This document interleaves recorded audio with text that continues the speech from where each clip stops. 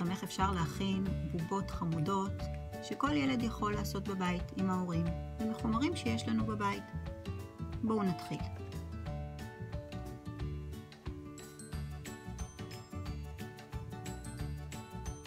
נדביק את שני הפונפונים הגדולים אחד לשני. נדביק גם את הפונפון הקטן שישמש אותנו כאף. עכשיו נצמיד את העיניים הזזות אל הפונפונים הגדולים, צד אחד וצד שני. השלב הבא הוא הדבקת הריסים. נניח טיפה דבק ונניח את הריסים מאחורי העיניים הזזות כך שהם יישארו קצת בולטים. כדי ליצור את האוזניים אנחנו ניקח את הסול, נקפל אותו לשניים, נחתוך באמצע ונגזור צורה של אוזן. צד אחד וצד שני. את אותו הדבר אנחנו יכולים לעשות גם מקרטון או מלבד או כל מה שיש בבית. נוסיף לאוזניים גם את החלק הלבן שבפנים. אבל לפני כן אנחנו נגזור לנו חתיכה קטנה שתשמש אותנו אחר כך ליצירת השיניים.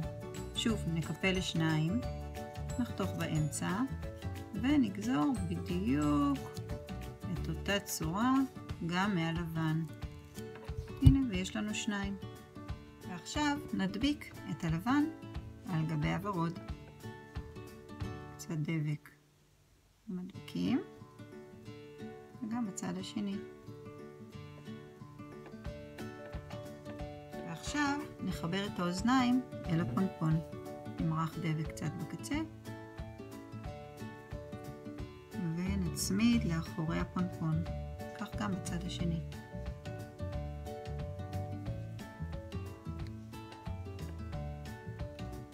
עכשיו ניצור את השפם. ממנקי המקטרות אנחנו נוריד חתיכה שהיא בערך בגודל של טבעת. אני בודקת על האצבע שלי, משאירה שני צ'ופצ'יקים בקצה וחותכת. כמובן שלילד קטן הטבעת הזו צריכה להיות קצת יותר קטנה, אני אניח אותה בצד. ממנקי המקטרות שנשאר אני אכין את השפם, אני אחתוך אותו לשניים, אלפף קצת. אם אני רוצה אני יכולה גם לסלסל טיפה את השפם שלא יישאר לי ישר. הנה, יש לנו שפם. את השפם אנחנו נצמיד לחלק האחורי של הפונפון הקטן.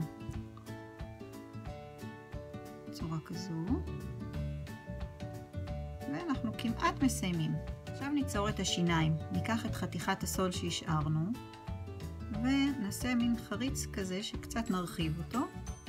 יהיה רווח בין השיניים. נשים דבק ונצמיד לשפם ולפונפון. מה שנשאר הוא להצמיד את הטבעת לבובה שיצרנו. נשים דבק בקצוות מנקי המקטרות וננעץ בתוך הפונפונים ונחזיק קצת שיתייבש. זהו, סיימנו. הנה הבובה המתוקה שיצאה לנו. אפשר להכין בלי סוף דוגמאות בבית, לעשות לו הרבה חברים.